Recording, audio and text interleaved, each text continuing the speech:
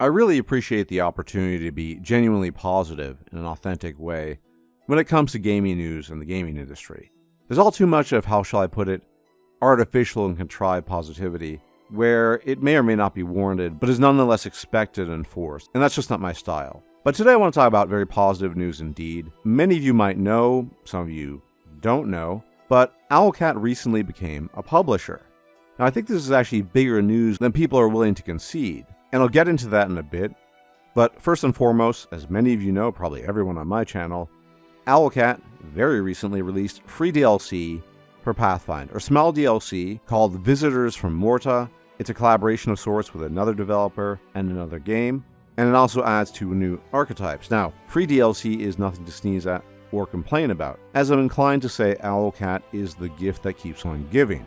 But I want to spend some time talking about why I think Owlcat as a publisher is a significant thing, and later of course talk about the 2 games that they're going to publish.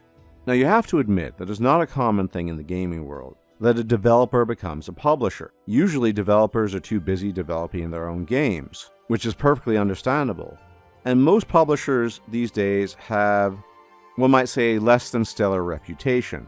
I'm sure many of you remember Sven Finke's rant at the beginning of this year, where he talked about his battles and fights with the publishers and just how awful they are. So the run-of-the-mill corpo publisher, like Microsoft, they don't really have necessarily gaming interests at heart, and even though they publish tons of games, that doesn't mean that they actually care about the quality of the things they're publishing. All they care about is the raw numbers of the sales at the end of the day. And I suppose that's perfectly fine, but in an industry that's rife with these types of publishers, who are basically pure corpos, it is an incredibly nice and pleasant breath of fresh air to know that Owlcat, a developer that's produced fantastic games, one of my favorite developers out there, is also now a publisher. And here's why this is so significant.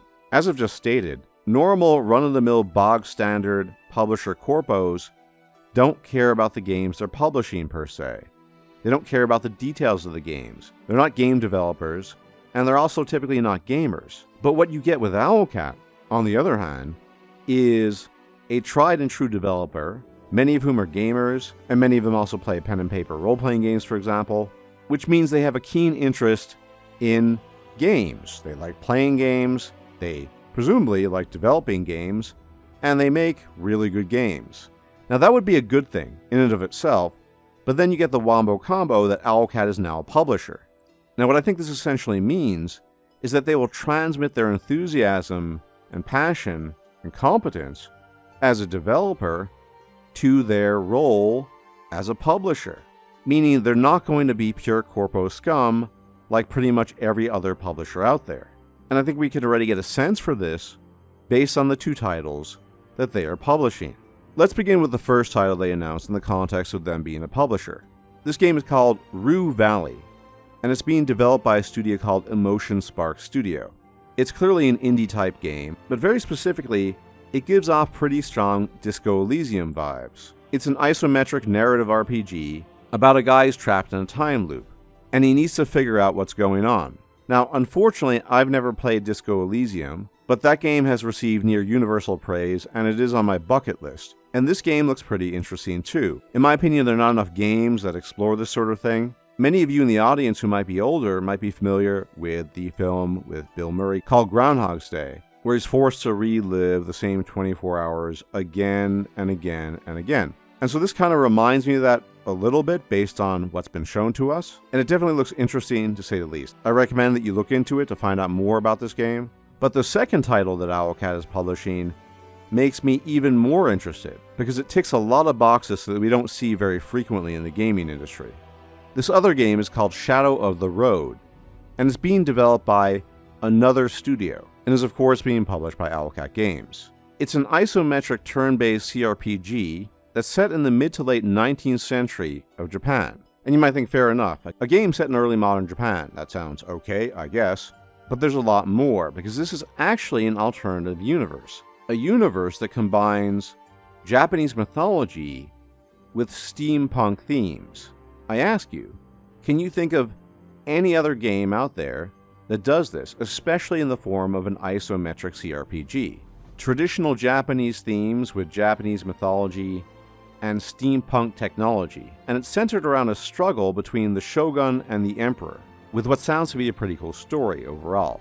And interestingly enough, it takes place in the year 1868, which is exactly the year, for those of you who are interested in Japanese history, of the Meiji Restoration, and the beginning of a rapid modernization of Japan. Now, this one came out of the blue for me, but I saw it and I thought, this looks really interesting.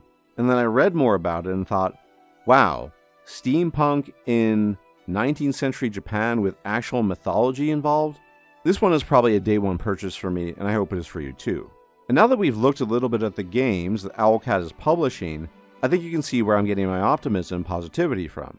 These are exactly the type of games that need more representation and need good actors in terms of publishers to get behind them.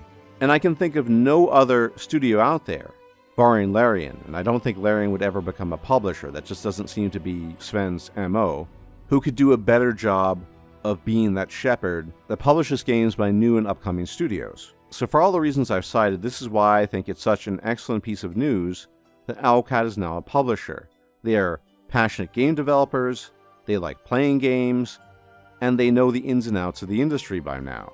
On top of that, they're very likely to treat the games and the developers they're publishing with fairness, with understanding, and they're also going to be publishing games that are interesting and worthy of note. So this is just a win-win across the board, which is why I think this is some of the best gaming news this year. Anyway, if you like my content and you like my takes, you can leave a like, comment, share, and subscribe. It's much appreciated. It helps out the channel quite a bit. Thanks again for tuning in, and I'll check you out next time. Take care.